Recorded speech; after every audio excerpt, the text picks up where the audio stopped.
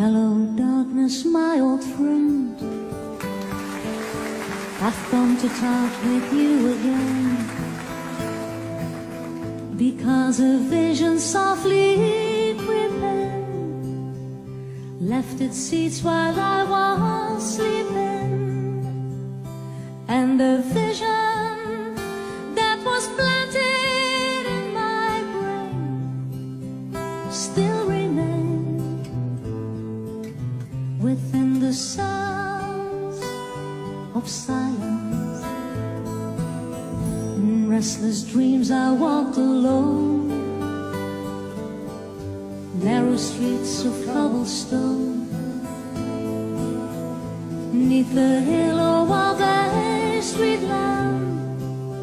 I turned my collar to the cold and damp, when my eyes were stabbed by the flash of a neon light that split the night and touched the sound of silence. And in the naked light I saw 10,000 people, maybe more, people talking without speaking, people hearing without listening, people writing songs that voices never shared.